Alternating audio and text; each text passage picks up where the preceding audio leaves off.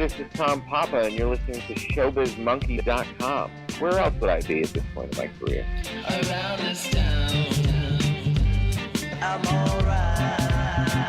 Around this town, I'm alright. I mean, no consequence when you playing with the fire. Move to the left, man.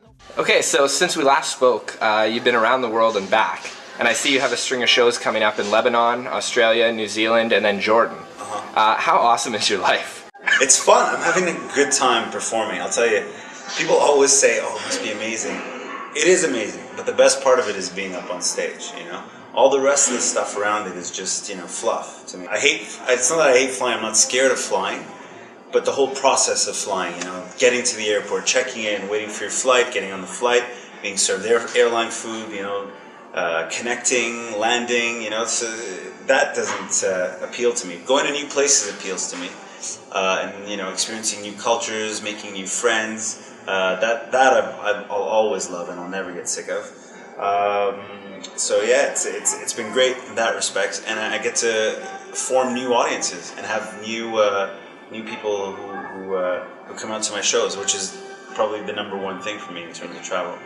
Well, now you're starting a Canadian tour. You're headlining soft seat theaters across the country for Just for Laughs. Yeah. This is one of the first times I recall them presenting a national tour that wasn't a group of comics, just a solo comic. Right. Do you consider this one of your biggest achievements thus far? Definitely. To have a theater tour, where it's my theater tour and produced by the biggest producers of comedy in the world. I mean, I couldn't have asked for anything better, you know, in terms of a situation. And, you know, it's every comic's dream to get that. To get those two things going, you know, your own tour and to have Just for Laughs backing it, it's definitely taking me to that next level, you know, putting me to that next level. So I'm very happy about that. I'm very excited about this part of my career. So with all the recent success, do you hope to move into TV and movie work, whether writing or performing, like a lot of comedians have done? Yeah, definitely. I think this last year, and especially now since this tour, it's definitely going in that direction. More and more people are interested in involving me in projects. And I'm getting more and more, I'm getting these doors that are opening everywhere. So yes, that's definitely the route I want to go, but I don't want to forget doing stand-up, which is my #1 love. Well, a lot of Canadian comedians go down to LA to really make a name for themselves. Martin Short, Jim Carrey, Russell Peters, the list goes on. Is that something you want to do yourself? I do. I just have to make the right decision in terms of where I want to go and when I want to go there. So it's definitely going to happen. Should happen within the next year, but I'm not sure whether it's going to be LA or New York. Those are my two options, and I love New York for so many reasons as well. You know, I think I'd probably become a stronger comic being in New York and being around all the best, you know, the best of the best. So it's you know, but Los Angeles is where the TV work and the film work is most of the time. So we'll see. I mean, it's nothing's decided yet, and I tour so much that I don't think I really need a home that much anyway. For now, you know, Montreal is where my mail comes in, where I'm based, and I'm happy to be there.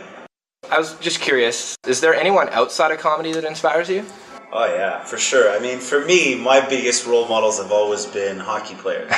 You know, I'm a Canadian boy, so I've always looked to guys like, you know, Wayne Gretzky, Mario Lemieux, and always read up on their philosophies about, you know, work ethic and making it in their business and what it takes to go from, you know, being an average player to being an extraordinary player. And I think I used a lot of those lessons in my career as a comedian as well. So I know that's a little bit serious for a comic, but I always make sure that the work ethic is there and it's structured, you know. But on stage, I definitely, you know, you can't let that show. You just let, you know, people enjoy themselves, make it as loose as possible.